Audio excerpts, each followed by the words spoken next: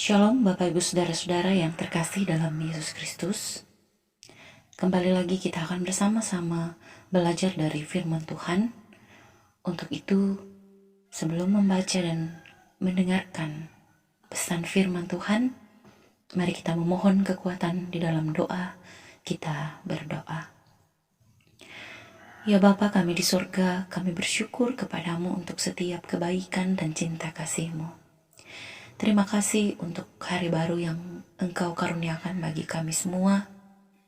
Terlebih khusus ketika kami diberikan kesempatan untuk membaca dan merenungkan firman-Mu. Kuasailah kami dengan kuasa Roh Kudus-Mu, supaya firman yang akan kami renungkan benar-benar boleh mengambil tempat terindah dalam hati kami, boleh bertumbuh bahkan berbuah baik di tengah-tengah dunia yang kami jalani ini. Bersabdalah Tuhan, kami siap mendengarkan firman-Mu. Di dalam Kristus Yesus kami berdoa kepada Bapa di sorga. Amin. Pembacaan firman Tuhan pada saat ini dalam renungan Prapaskah ini dari Yohanes pasal 12 ayat 27, 32 dan 33. Sekarang jiwaku terharu, dan apakah yang akan kukatakan? Bapa, selamatkanlah aku dari saat ini?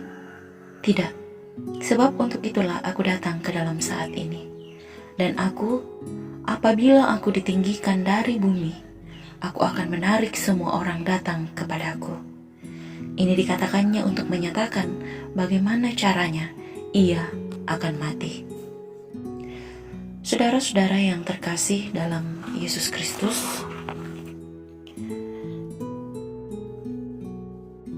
apa yang disampaikan Yesus dalam pembacaan kita pada saat ini, disampaikannya kepada semua orang yang mengikutinya pada saat itu menjelang kematiannya. Pada saat itu ia sedang berjalan menuju Yerusalem dan banyak orang mengikutinya, termasuk orang-orang Yunani. Kita tahu bahwa orang-orang Yunani bukanlah orang yang percaya kepada Kristus, apalagi percaya pada berita kematian dan kebangkitannya kelak. Bagi mereka, sangat penting untuk mempertimbangkan segala sesuatu berdasarkan akal budi dan nalar. Namun, pada kesempatan ini, setelah Yesus membangkitkan Lazarus dan melanjutkan perjalanannya menuju Yerusalem, ia tahu bahwa kematiannya sudah semakin dekat. Pertanyaannya, apakah Yesus takut menjalani ini semua? Tentu saja doa Yesus di Taman Getsemani bisa menjawab bahwa pada kenyataannya, Yesus juga pernah merasa bimbang. Yesus pernah merasa berperang melawan keinginan dirinya sendiri. Di dalam dirinya ada peperangan antara kehendaknya dan kehendak Bapa. Itulah sebabnya ia katakan, "Ya Bapakku, jikalau mungkin, biarlah cawan penderitaan ini berlalu daripada aku." Dan hal ini jugalah yang terungkap di ayat 27 pembacaan kita pada saat ini. Dikatakan, sekarang jiwaku terharu, dan apakah yang akan kukatakan? Dalam versi bahasa Inggris, terharu ini berasal dari kata troubled, atau bisa dikatakan bahwa pada saat itu, Yesus merasakan ada masalah di dalam jiwanya, ada masalah di dalam dirinya. Ia merasakan kegalauan, ia merasakan kekalutan, bahwa ia juga khawatir, ia tidak tenang, bahkan berharap untuk bisa lepas dari cawan penderitaan itu. Tapi, karena dari awal Yesus sudah menyadari bahwa misinya ke dunia adalah untuk menyelamatkan manusia, menyelamatkan orang banyak, maka ia tidak berusaha untuk melawan Sang Bapa. Ia tidak berusaha untuk lari dari panggilannya. Karena itu, dia sendiri melanjutkan, "Tidak, aku tidak boleh takut, tidak boleh meminta untuk dibebaskan dari penderitaan ini, karena justru untuk itulah aku datang ke dunia. Bahkan ketika murid-murid tidak percaya bahwa dialah Mesias, karena dia harus mati, dia sendiri menjelaskan dengan perumpamaan biji gandum. Gandum hanya bisa berbuah kalau ia jatuh ke dalam tanah lalu mati. Dan justru disinilah letak kemuliaan Kristus Tuhan kita. Dia justru mendapat kemuliaannya, kemuliaan Allah pada dirinya, justru semakin terang bercahaya ketika ia harus mati tergantung di atas kayu salib yang sangat terkutuk. Justru dengan kematiannya di atas kayu salib itulah, maka dunia dimampukan untuk menyadari bahwa Allah tidak main-main dalam hal menyelamatkan anak-anaknya. Justru dengan kematian Kristus di kayu salib, perhatian seluruh dunia dialihkan ke sana, ditarik ke kayu salib untuk menyadari pengorbanan yang telah menyelamatkan, supaya kita semua mau bertobat dan menghargai pengorbanan itu. Sehingga, jika kita membaca lengkap perikop ini, kehadiran orang Yunani di sana sebenarnya mewakili kita semua, bahwa segala kebaikan dan kasih Allah yang nyata di dalam Kristus sesungguhnya dialamatkan untuk seluruh dunia, sebagaimana yang terdapat dalam Yohanes pasal 3 ayat 16. Keselamatan bukan hanya untuk orang Yahudi, tetapi untuk seluruh dunia. Dan inilah perjanjian yang baru, keselamatan di dalam Kristus Yesus. Dialah korban sempurna bagi dosa-dosa kita. Dialah pokok keselamatan yang abadi bagi seluruh dunia.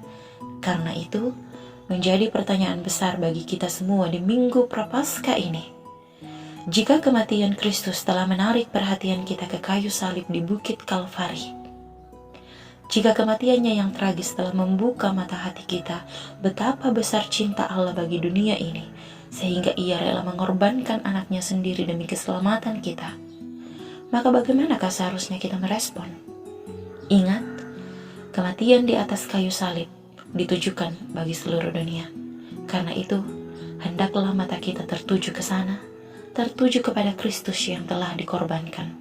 Tapi bukan hanya mata kita, tetapi lebih jauh hati kita, sebagaimana yang diungkapkan Daud dalam Mazmur 51. Biarlah hati kita juga dibaharui dengan roh Allah sendiri, dan kita hidup menurut kehendak-Nya. Kita belajar pada Kristus yang walaupun pernah galau, pernah khawatir, pernah gelisah, bahkan pernah mengalami ketakutan akan jalan penderitaan yang harus ditempuhnya, tetapi ia tetap belajar untuk taat dan mendahulukan kehendak Sang Bapa. Dan demikianlah juga diharapkan bagi setiap kita yang percaya, bukan mengikuti keinginan kita, bukan mendahulukan kehendak kita, tetapi belajar taat mendahulukan kehendak Allah kita. Selamat menghayati Minggu Prapaskah, selamat menghayati pengorbanan Kristus di atas kayu salib. Tuhan memberkati kita. Amin.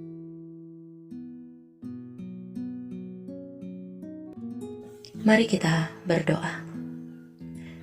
Terima kasih ya Bapa kami di surga, karena kami boleh mendengarkan firman-Mu pada saat ini. Terima kasih karena melalui firman pada saat ini kami bersama-sama boleh belajar mengingat kembali karya pengorbanan Kristus di atas kayu salib demi menyelamatkan kami manusia yang berdosa. Biarlah di minggu-minggu Prapaskah ini, hati kami benar-benar terarah kepada kayu salib di Bukit Kalvari, menghayati tubuh dan darah Kristus yang telah dikorbankan bagi kami semua manusia. Terima kasih Bapa, karena pengorbanan di kayu salib membuat kami menyadari betapa besar cinta-Mu bagi kami semua. Karena itu, baharuilah hati kami semua dengan Roh Kudus-Mu, supaya hati kami benar-benar tertuju kepadamu, bahkan kami boleh hidup taat pada kehendak-Mu, mendahulukan keinginan dan kehendak-Mu, bukan keinginan dan kehendak kami. Sertai kami semua Tuhan, ampuni kami untuk setiap dosa dan kesalahan kami, supaya kami layak menerima setiap kebaikan-Mu dalam kehidupan kami. Dalam Kristus Yesus yang telah berkorban bagi kami semua, kami berdoa kepada Bapa di sorga. Amin.